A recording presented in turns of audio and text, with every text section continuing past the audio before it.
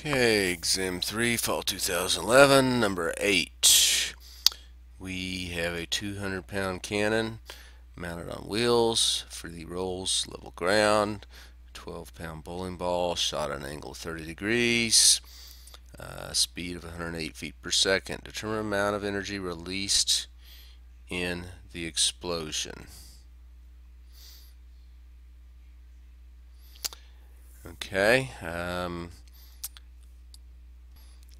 just a word of caution here. The posted solution has a slightly different version. It's worded differently to try and make it clearer. Basically, we want to know how much kinetic energy was produced by this explosion. So let me write that in here. So we're going to find the final kinetic energy.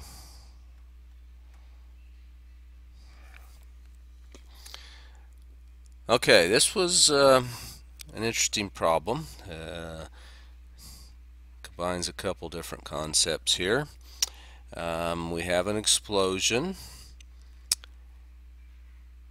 Okay, the picture helps, so let's go ahead and draw our cannon here. Okay, somehow mounted on wheels, and it's shooting a bowling ball. Okay, and that bowling ball is going to have, so this is an explosion, so the bowling ball initially is in the cannon, and afterwards it's actually, so let me redraw this. That's before, nothing's happening, but we'll draw it afterwards. So the ball is actually going at this velocity. The instant it's released, 30 degrees, 180 feet per second, and 12 pounds. And this is a 200-pound cannon. Okay. What we're looking for here is for you to realize that there will be some recoil velocity of the cannon. So VC prime is one thing we're going to have to find. And then we can, after we find that, we can determine the total kinetic energy. Okay. So if we use positive forward,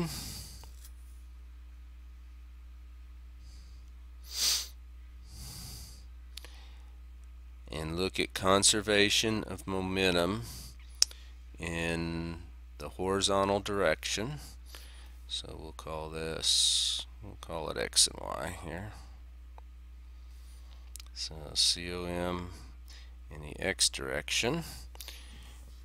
Okay, initially we have 0 because it's an explosion. Okay, and then afterwards we have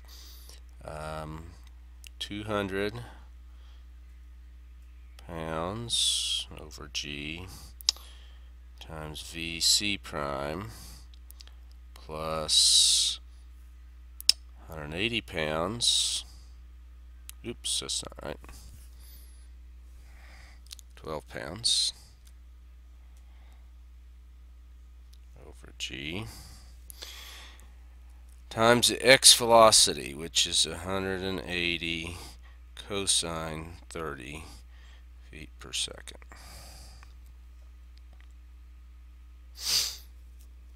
Alright, so we can multiply through by G, that doesn't matter, and we can solve for V sub C prime in the X direction, which would be the total velocity of the cannon, because it's just going to be rolling along, is going to be equal to, what's that, 12 over 200. This is going to be negative. So I'm moving everything to the other side. Divided by 200. 180 cosine 30. Okay. And our calculator says, wherever it's at,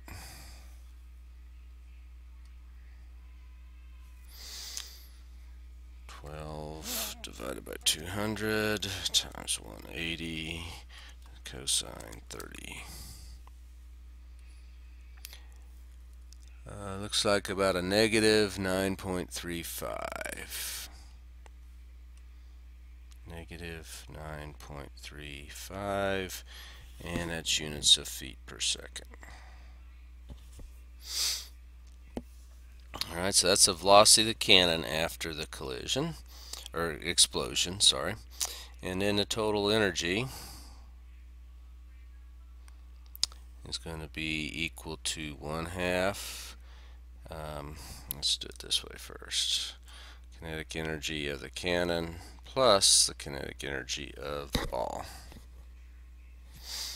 Okay, so that's going to be 1/2 200 over 32.2 times 9.35 squared. Okay, the units on this are going to be pounds and feet. Okay, and the ball, remember, energy is a scalar, so we're going to use, let's write this down here so we have enough room, plus 1/2 12 over 32.2, and we'll use its total velocity. 180 squared. Alright, let's see what that number comes out to be.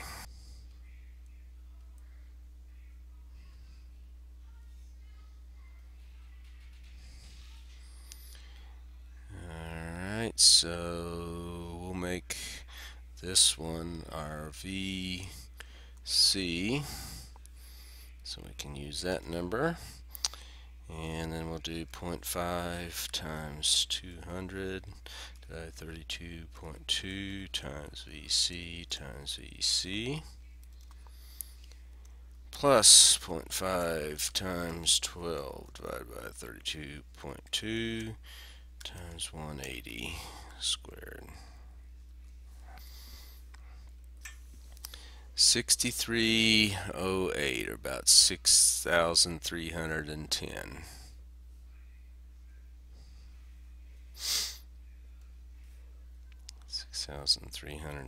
Again, pound feet is my units. This is energy.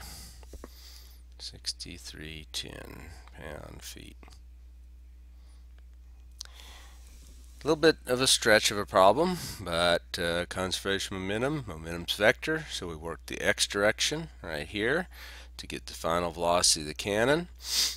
Okay, and then we just added up the energies of the cannon and the ball. So that was the amount of the explosion that actually resulted in kinetic energy.